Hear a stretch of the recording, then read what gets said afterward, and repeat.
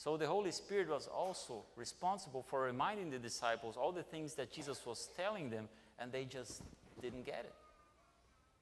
They just didn't understand it. But the Holy Spirit in Acts was talking to their hearts and saying, you know, this spirit thing that Jesus was talking about that you never got, I am the Holy Spirit. Now you are talking in different tongues, and people are understanding what you're saying. I'm empowering you. I'm remembering you what Jesus said. Pentecost, what happened in Pentecost makes Christmas and Easter have any sense. That's the only way Christmas and Easter have sense, is through what happened in Pentecost. Otherwise, we would be only shopping in December and celebrating spring when Easter comes. Without Pentecost, Easter is a seasonal celebration, and Christmas isn't more than shopping. Where is the Holy Spirit? The Holy Spirit is in jail. I've heard about the ministry that Keith Pasqualone and Arth are doing. Lost and Found ministry was mentioned already this morning in the announcement. Lost and Found ministry. I heard about it, and I found Keith in the hall someday and said, Keith, if you are okay and if I'm allowed to be with you, I would love to be with you in a jail service once. I've never been to any kind of jail, neither here nor in Brazil. And he said, okay, he figured out what would be necessary for me to be there. And sure enough, I was there the next time. He called me, and we were there. And some of you I know have been to jail services or have been to a jail setting. You know what I'm talking about. But I was just surprised and overwhelmed by this image of doors. You come in front of a door and it opens. I don't know who is behind some keyboard or just watching us, and say, okay, now this door will open, and we go through the door and it closes behind us, and the next door opens, and that it happens 5 or 6 different times. And the only thing that Keith told me before we walked in is, you won't be able to come out in less than 2 hours. And at the end, we were in a cell with these people from South Bend County Jail. And this was the most surprising and overwhelming experience of church that I ever had. If you go into a place like this, and you can imagine what kind of ideas are surrounding these people and myself, and I won't deny that I was a little scared, because I didn't know exactly what would happen, and I was trying. My thought was, do no harm, don't say anything wrong, because this is something new for you. So be still and know that I am God.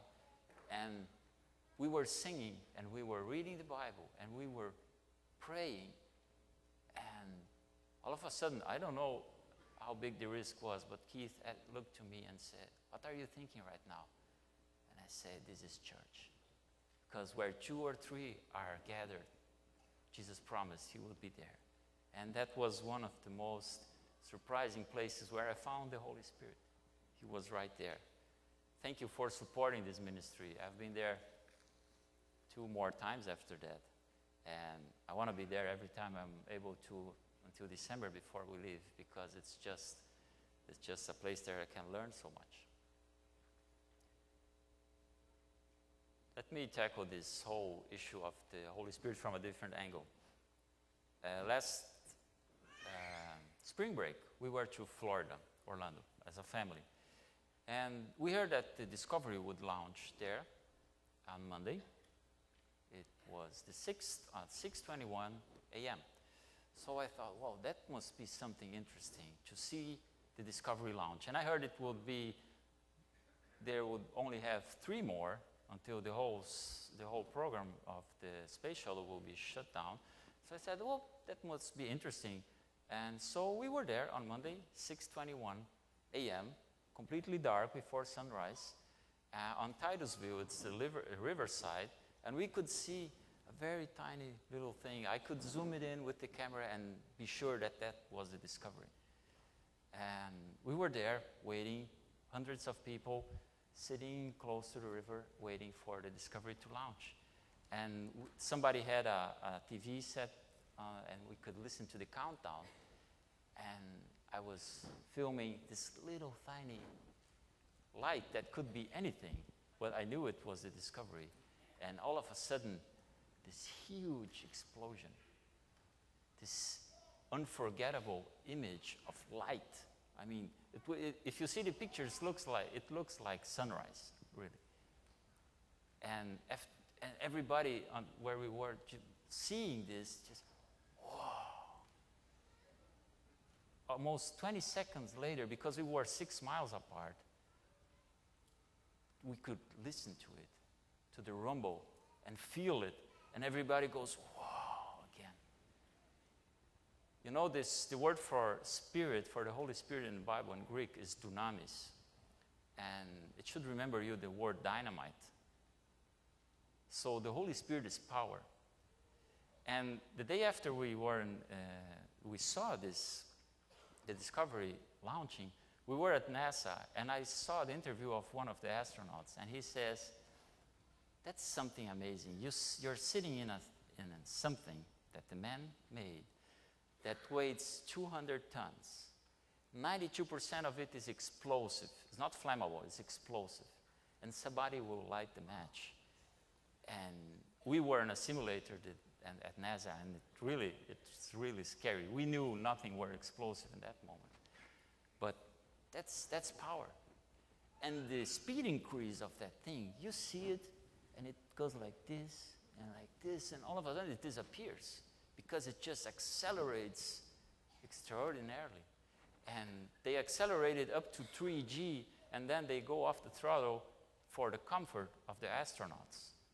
So it could be faster. 3G means that they are having the feeling as if their body would weigh 3 times their actual weight. That would be uncomfortable even for me. So having this acceleration, this power. And what's power about? My point here is the transformation that happens through power. You need power to transform it. In Brazil, we have 3 out of 4 cars are sold with 1-liter displacement engine. That's a very little, tiny engine. I don't think there is a car in the parking lot with less than 2-liter displacement. Most of them are 3 point something, 4. I don't saw any Corvette outside today. So that's a very tiny engine. It has, in best case, 70 horsepower. So we have hills in Brazil, not the maple hill. We have the real deal. And you are driving behind a semi, 20 miles an hour, and you want to overtake it, right?